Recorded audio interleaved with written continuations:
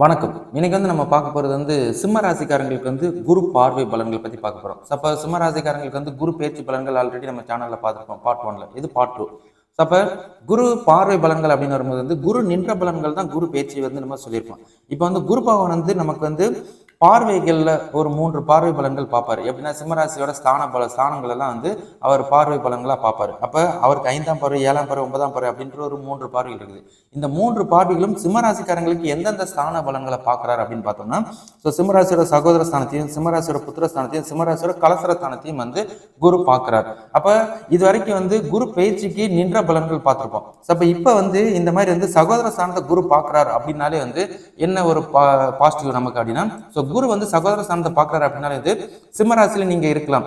உங்களுக்கு அண்ணன், அக்கா, தங்கச்சி இந்த மாதிரி சிப்ளிங்ஸ் எல்லாம் இருக்கலாம்.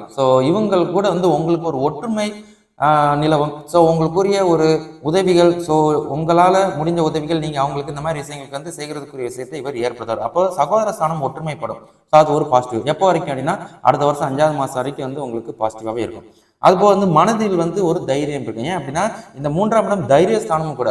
தைரியம்னா இது வரைக்கும் ஒன்று செய்யலாமா வேண்டாமா அப்படின்னு யோசிச்சுக்கிட்டு இருந்த இந்த சிம்மராசிக்காரங்களுக்கு வாய்ப்புகள் இருக்குது.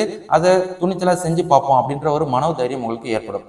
அது புதிய முயற்சிகள். இதுக்கப்புறம் ஒரு புதுசா ஒரு வியாபாரம் ஸ்டார்ட் பண்ணுவோம், புதுசா ஒரு வேலைக்கு போவோம், இல்லைன்னா வெளிநாடு போவோம், இல்லை திருமணம் பண்ணுவோம், இல்லைன்னா காதல் செய்வோம், அதுபோல் வேற ஏதாவது ஒரு விஷயங்கள், விவசாயம் சார்ந்த விஷயங்கள் ஃபாலோ பண்ணணும் அப்படின்ற ஒரு தைரியத்தை உங்களுக்கு ஏற்படுத்தாரு. புதிய முயற்சிகளுக்கும் உங்களுக்கு மனதில் ஒரு இம்பார்ட்டன்ஸ் கொடுப்பாரு. அது ஒரு பாசிட்டிவா இருக்குது. அப்ப இது சிம்மராசிக்காரங்களுக்கு மட்டுமானீங்கன்னா சிம்மராசியில் பிறந்த மகம், பூரம், உத்திரம், அந்த 3 நட்சத்திரத்துக்காரங்களுக்கும் அடங்கும் அப்படின்றத உங்களுக்கு நான் ஞாபகப்படுத்திக்கிறேன். ரெண்டாவது குரு புத்திரஸ்தானத்தை பார்க்கிறாரு. அப்ப சிம்மராசியோட புத்திரஸ்தானம் குரு 7ஆம் பார்வையா பார்க்கிறாரு. அப்போ புத்திரம்னாலே சிம்மராசியில் ஆல்ரெடி இது வரைக்கும் கல்யாணம் முடிந்து கல்யாணத்துக்கு அப்புறம் பிள்ளைக்குரிய விஷயங்கள் எதிர்பார்த்துக்கிட்டு இருக்கிறோம். பிள்ளை இன்னும் ஜாதி ஆகலை அப்படின்னு ஒரு கூட்டு இருக்கோம். நீங்க சிம்மராசியில் ஆணா கூட இருக்கலாம், பெண்ணா கூட இருக்கலாம். உங்களுக்கு புத்திரத்துக்கு வாய்ப்புகள் இருக்குது, பிள்ளை பாக்கியம். அப்ப எப்ப இருந்து அப்படின்னா இன்னைக்குல இருந்து அடுத்த வருஷம் 5ஆவது மாசம் வரைக்கும் வாய்ப்பு இருக்குது. இன்னைக்கு நைட்ல இருந்து நீங்க புத்திரத்துக்குரிய விஷயத்தெல்லாம் ஃபாலோ பண்ணுங்க. உங்களோட பார்ட்னர் கூட சேர்ந்து அந்த இல்லற வாழ்க்கைக்குரிய விஷயம் கண்டிப்பா கருத்தரிக்கும். கண்டிப்பா நீங்க அடுத்த வருஷம் குழந்தை பிறக்க வைக்கிறதுக்குரிய அம்சங்கள் இருக்குது. சரிங்களா? அதுபோல் சொத்து சேர்க்கை. பூர்வீகம் சார்ந்த விஷயங்கள் சிலருக்கு பழைய சொற்றை விற்று புதுசா சொத்து வாங்குறது, இல்லாட்டினா புதுசா சொத்து வாங்குறது. சொத்துனா வீடு வாங்கணும், நிலம், ஆடை, ஆபரணம், நகை, அடகுல இருக்கிற இதெல்லாம் மீட்டுறதுக்குரிய விஷயங்கள்லாம் உங்களுக்கு இருக்குது. அதை கரெக்டாக பயன்படுத்திக்கோங்க. இன்னையிலிருந்து அடுத்த வருஷம் 5ஆவது மாசம் வரைக்கும் குரு பயிற்சி ஆயிடுச்சு. அந்த கான்செப்ட்ல குரு பயிற்சியானால ஒரு வருஷம் உங்களுக்கு பலன்கள் அளிப்பார் அப்படின்றது உங்களுக்கு நான் ஞாபகப்படுத்திக்கிறேன். சரிங்களா?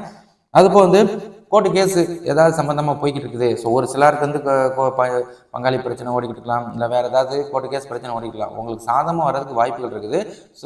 அது நிலுவையில் இவ்வளோ நாள் இருந்தால் கூட இந்த வருஷம் உங்களுக்கு ரிசல்ட் கிடைக்கும். அதுக்குரிய விஷயங்கள்லாம் ஃபாலோ பண்ணிக்கோங்க. சரிங்களா?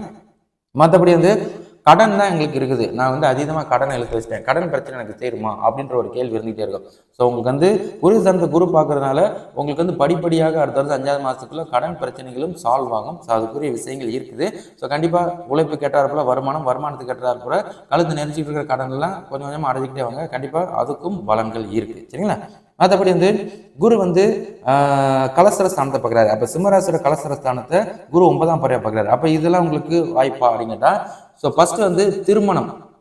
இப்போ திருமணம் ஆகிறதுக்கு வெயிட் பண்ணிக்கிட்டு இருக்கிற இந்த சிம்மராசிக்காரங்களுக்கு திருமண மாலை பூத்தே இருக்குது. இன்னையிலிருந்து அடுத்த வருஷம் 5ஆவது மாதம் வரைக்கும் உங்களுக்கு திருமண வாய்ப்புகள் இருக்குது.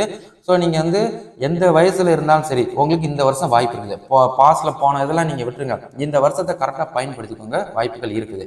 அதுபோல் பிரிந்த கணவன் மனைவி ஒன்று சேர்வதற்குரிய வாய்ப்புகளும் இருக்குது. ஆல்ரெடி ராகு பேச்சினால சில பல விஷயங்கள் நடந்திருக்கலாம். ஆனால் இப்போ இந்த குரு உங்களுக்கு பிரிந்த கணவன் மனைவியை மறுபடியும் ஒன்று சேர்ப்பதற்குரிய விஷயத்தை ஏற்படுத்துவார் அப்படின்னு உங்களுக்கு நான் ஞாபகப்படுத்திக்கிறேன்.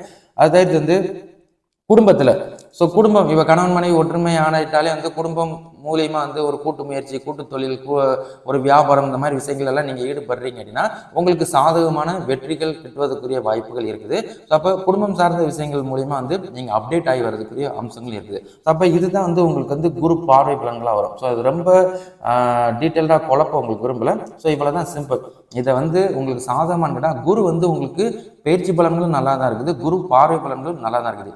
25% உங்களுக்கு நல்ல ஒரு வாழ்க்கை தரத்தை இந்த குரு பகவான் மட்டும் ஏற்படுத்தாரு. ஸோ இதர ராகு கேது பயிற்சி, குரு சனி பயிற்சி இதெல்லாம் வந்து தனியாக இருக்குது. ஸோ அப்போ ஆல்ரெடி வந்து இப்போ நம்ம வந்து ஒவ்வொரு வீடியோவும் எல்லாத்துக்கும் போட்டிருக்கோம். இப்போ பார்ட் 3ல வந்து இந்த குரு பயிற்சி, ராகு பயிற்சி, சனி பயிற்சி சேர்த்து வச்சு சிம்மராசிக்கு யார் பாசிட்டிவாக இருக்கா, யார் நெகட்டிவாக இருக்கா அப்படின்றத உங்களுக்கு அடுத்து வீடியோவில் நம்ம தெளிவுபடுத்துவோம். ஸோ இப்போதைக்கு உங்களுக்கு குரு பார்வை பலன்கள் ஓகே ரகம் அப்படின்றத உங்களுக்கு நான் ஞாபகப்படுத்திக்கிறேன். சரிங்களா?